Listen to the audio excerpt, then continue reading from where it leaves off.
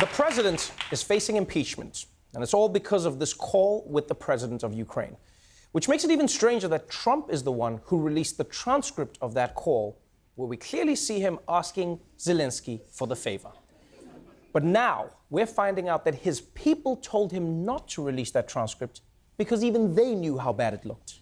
There are a lot of White House aides who did not want this transcript to be released. Many argued against it. They worried that putting it out would be problematic for the president. It wouldn't be as good for him as he expected. You had a real internal debate. You had Secretaries Mnuchin and Pompeo arguing against it privately and also publicly. He believed that releasing the transcript would exonerate him, would be exculpatory.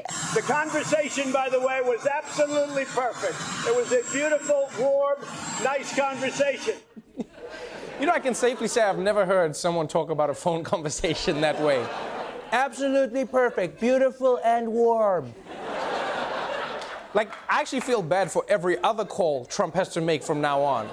It'll never live up to that standard. He'll be on the phone with, like, the leader of Spain. He'll be like, well, Donald, I just want to say thank you for the time. I think we can all agree this was a great call. It's like, actually, it was just okay.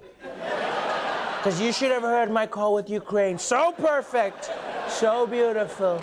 It was like the Ivanka of calls. This call, on the other hand, is more like an Eric. Totally an Eric call. It's mine, but I'm not a big fan.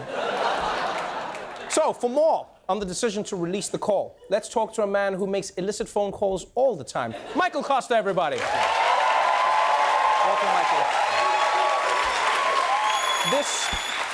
This call, Michael, seems to be the thing that could get Donald Trump impeached.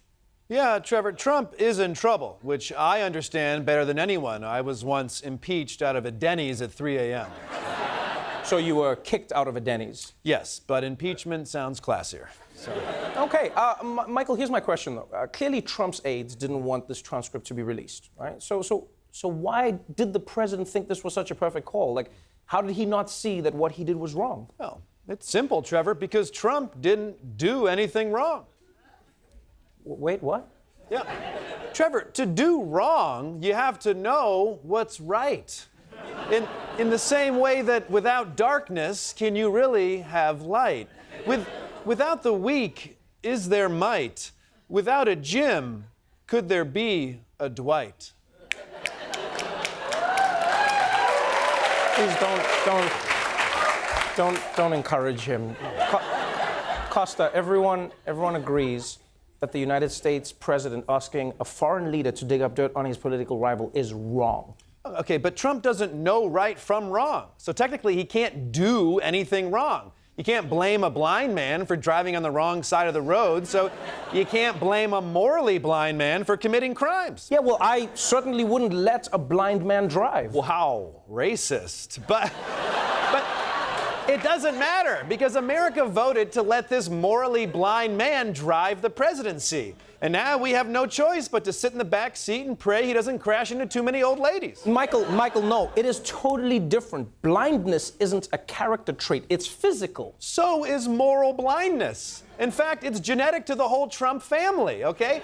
Don't forget, Robert Mueller let Don Jr. off the hook for colluding with Russia because he didn't know colluding with Russia was a crime.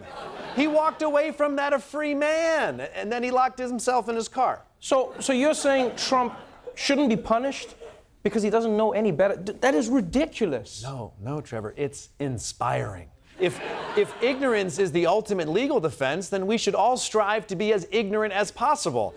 That's why for the past week, I've been unlearning how to read. That way, I can't get in trouble for not paying my bills or ignoring divorce papers or disregarding restraining orders from Denny's. Jesus, Kosta, I feel like unlearning to read seems like a lot of work. No way. It's as simple as AGV. Michael Kosta, everyone.